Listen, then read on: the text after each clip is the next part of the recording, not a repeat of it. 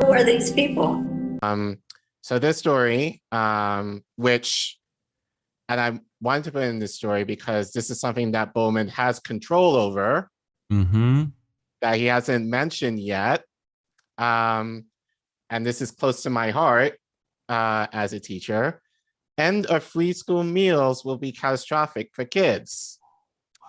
This was an article from Truthout published last month. When Congress passed a $1.5 trillion omnibus spending bill in March, anti-hunger advocates were stunned that appropriations to eliminate child hunger worsened by the ongoing COVID-19 pandemic were not included.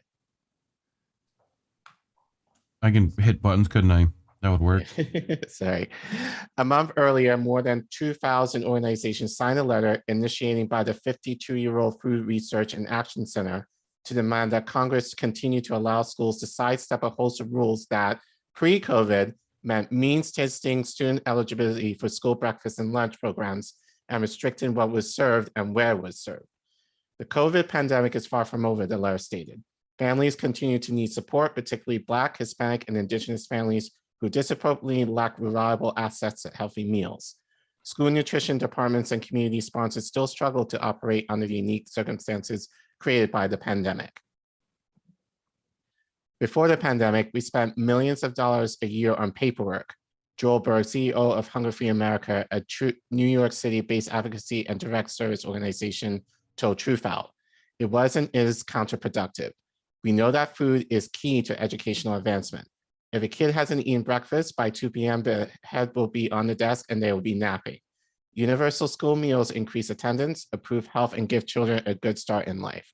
When we force people to fill out forms to prove they're eligible, we're essentially spending money to keep food away from kids who need it. Even if lawmakers do not care about the morality of letting kids go hungry, the bottom line is that kids can't study and learn unless they're well fed, Berg said. At the same time, the pandemic has made providing high quality, nutritious food increasingly difficult. Those unique circumstances, of course, shuttered schools in March 2020, and the letter reminded lawmakers that because of the unprecedented health crisis, Congress gave the U.S. Department of Agriculture, which oversees school meal programs, the authority to issue nationwide child nutrition waivers to address access and operational challenges created by the fast-spreading virus. In short order, schools began to make grab-and-go lunches and breakfast available for pickup at designated sites, allowing school buses to drop off meals at students' homes, and extended eligibility for meals to every student, regardless of family income. When schools reopened months later, no-cost meals, and in some cases, after-school snacks, continue to be provided to each and every pupil. But unless Congress acts, these changes will expire on June 30th. That's 2 weeks. Advocate says that this will have a catastrophic impact, not just on students, but also on food service staff and school administration. Without an extension of waivers, schools will have to revert to a free tiered system. Free meals given to those at or below 130% of federal poverty child guidelines. Not going to read all of that, but you do free meals for those between 131 and 185% of the guidelines, and full payers whose whose per meal fee is set by local school authorities. Right. Schools are short-staffed and food prices have skyrocketed. Diane Pratt-Havener, Director of Media Relations at the School Nutrition Association, a professional organization representing more than 50,000 food service workers and agencies, told Truthout. But thanks to the waivers, schools have been reimbursed at a rate of $4.56 per lunch, as opposed to $3.75, which is what they received pre-COVID. This makes a big difference. Going back to the lower reimbursement rate, she explains, will be devastated by because of escalating food, labor, and fuel costs. The idea that it's time to get back to normal, but what schools are facing is not close to normal, Pratt-Havener said. There are huge supply chain issues and many families are struggling with unemployment, the high cost of gasoline, and health issues. People who are slightly above the federal poverty threshold are still having trouble making ends meet. And if their kids are no longer eligible for free meals, it will be a huge loss. So Julian Meyer, director of No Kid Hungry, a campaign for Share Our Strength, a national nonprofit that works to end hunger and poverty in the US and throughout the world, told Truthout that the waivers have given schools a cushion and breathing room to mitigate shortages. There has been an increase, there has been difficulty finding bread, ketchup, and ground beef, she said. We have been hearing stories of school staff going to Kroger's or Costco at 4 a.m. to pick up supplies. Many people are going above and beyond to make sure kids have enough nutritious food to eat. Not extending the waivers is hitting these programs when they're already down. Everyone wants to return to normal, but normal isn't here yet. The waivers allow non-congregate meal sites to offer food and authorize the bundling of more than one meal at a time when schools are closed. This was helpful to staff preparing the food as well to food recipients. Anti-hunger advocates are in complete agreement and are working with Congress to see if waiver extensions can be added to pending legislation. We need Congress to act now or the next school year will be derailed, Meyer said. Yes, there are a lot of competing issues and it's easy for something like school meals and nutrition programs to get lost, but advocates are not calling it a day. All of the anti-hunger groups have been relentless in pushing Capitol Hill and the White House to do something, and we're looking for any bill that can be amended to include waiver extensions. We know that time is of the essence. We also know that it's quickly running out. So I wanted to put in this story to kind of contrast with, again, Congressman Bowman, why you're quick to talk about the great replacement theory and quick to talk about eugenics, but you're failing to talk about something that you can handle in 2 seconds. And I'm siding with him as a teacher that he should be concerned about this.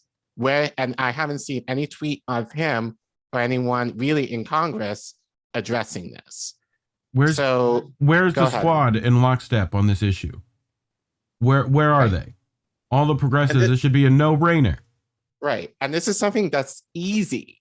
You know, this is universal school lunches. Everyone can understand this. Yeah, everyone can understand that. And like, as someone who has had to do this in the past, like it's a lot of red tape to try and figure out which students should get free lunch, which students get reduced lunch, which students can have to pay full price.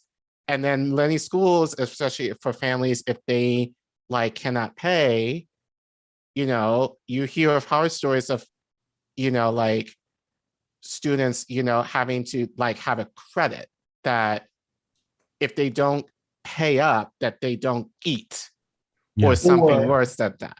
Or if they have a credit and they don't pay up, they're not allowed to graduate. Right. Literally not allowed to like get the actual education.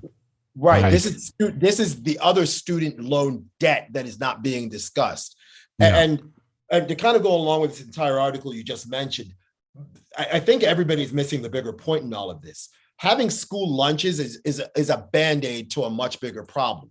The two words that were not present in that article were food deserts.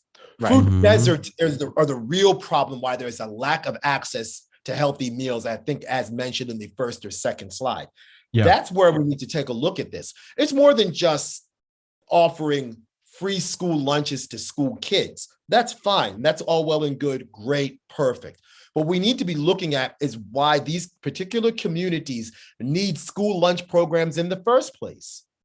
That's what we need to be looking at. We need to be looking why these Black, Brown, and Indigenous populations routinely and consistently don't have access to fresh, healthy food options in their communities.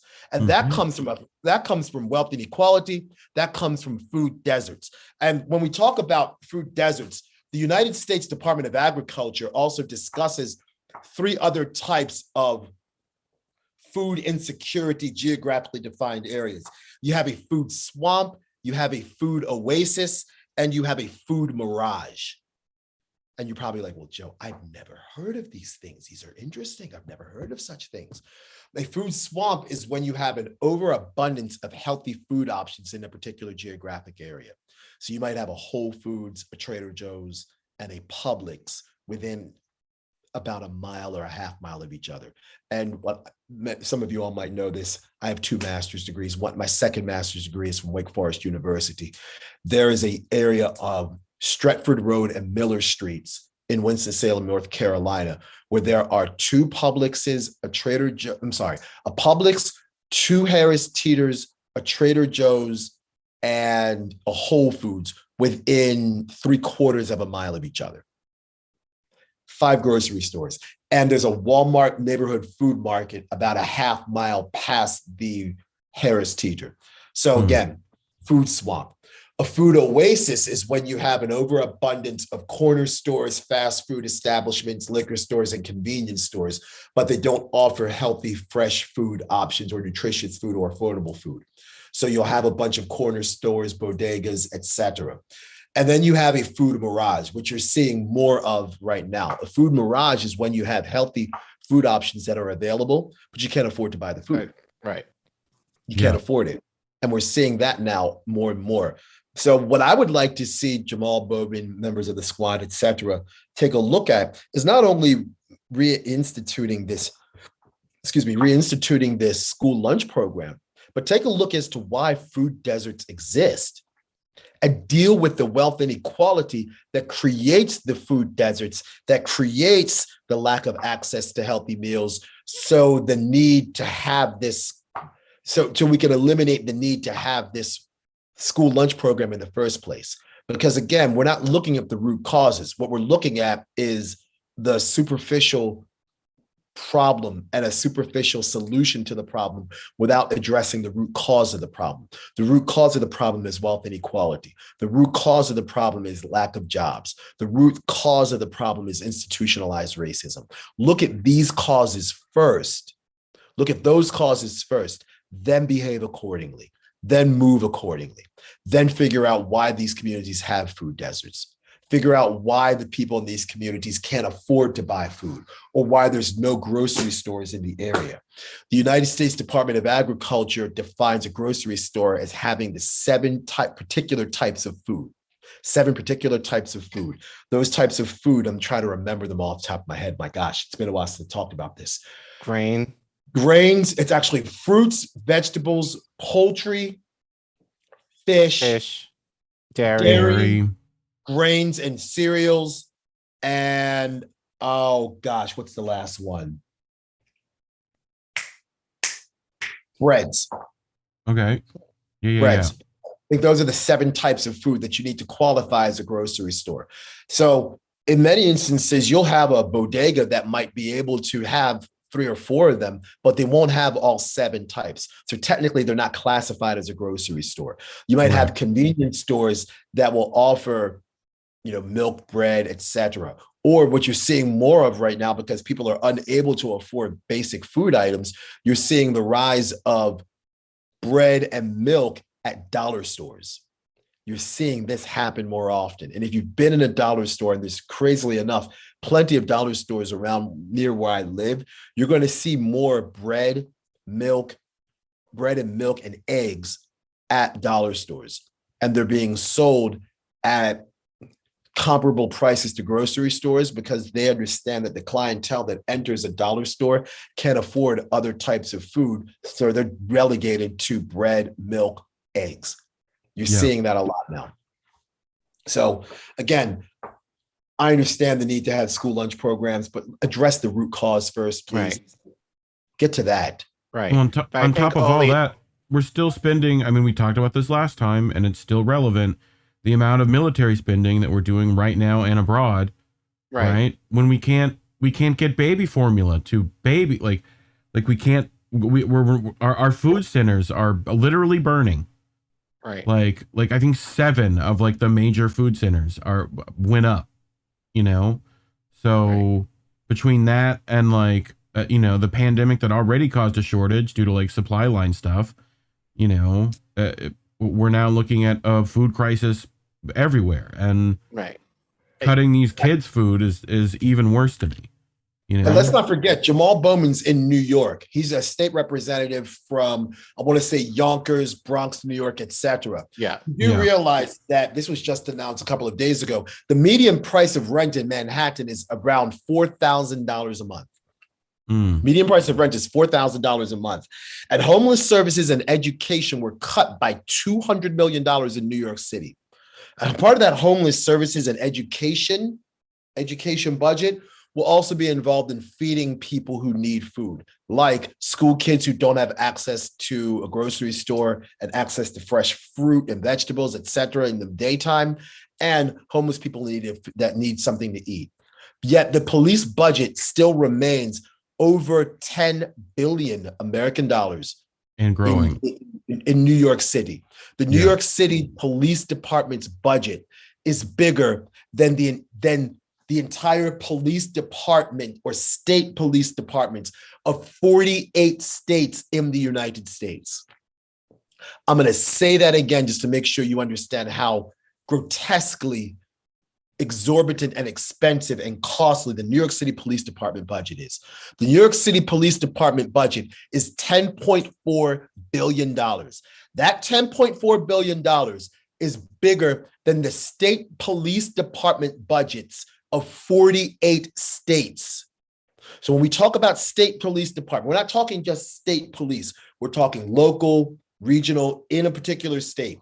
So for example, all of the entire police department budget for every single police department in the state I live in North Carolina is less than the New York City Police Department's budget. Think about that. You don't think $10.4 billion can go to feed some school kids? It can feed every kid in New York City, it can feed every kid in New York State. Right. You don't think $10.4 billion can reduce and eliminate the homeless situation in New York City? Could do a lot for that. But Jamal Bowman doesn't want to talk about this stuff because that doesn't get him votes. He will be seen as too black for a white establishment. He'll be seen as too fight the power or too woke for his constituents and for his donors. But he wants to go ahead and talk about having a hip hop month instead of fighting for legislation that actually helps people on a day-to-day basis. This is why, look, I got a few followers on Twitter, a few followers on Instagram. I could find 538 people at random, and they would do a better job than the current Congress of the United States right now. 530. I could find 538 random people, and they will be better than what we've got right now. Because what we've got in the United States right now stinks. It stinks. They don't work for anybody. They work for themselves. They're careerists. They're opportunists. They are in servitude to their donors. It's ridiculous. And again, something that I think America needs now more than ever right now. And if you follow my Instagram, you'll see me wearing a yellow vest on every Saturday show that I play. America needs a yellow vest movement. America needs a worker-led movement across the United States, not only intra-industry, but inter-industry. We need to shut everything down in this country until Congress obeys the people that put them into the halls of Washington, D.C. It's ridiculous what's happening right now in this country. Absolutely ridiculous. $54 billion for the Ukraine. $54 billion for the Ukraine. And again, and they give him more. And they just announced it today. They're giving more. Yeah, another billion. Another $1 billion.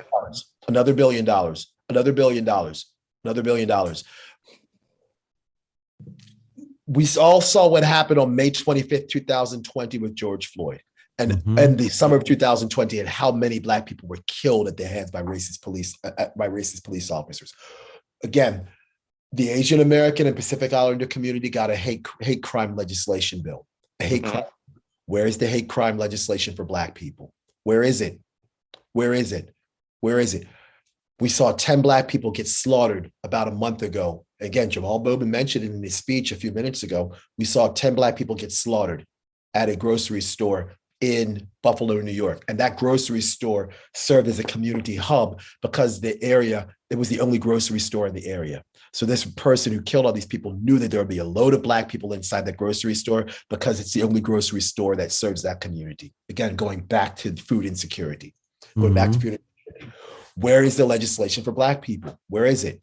Debbie Wasserman Schultz, I want to say it less than a week ago, introduced a House resolution that acknowledges the hate crimes directed towards the Jewish community. And again, I have no problem with that. But Black people don't even have a House resolution acknowledging that there is an attack on Black life in the United States.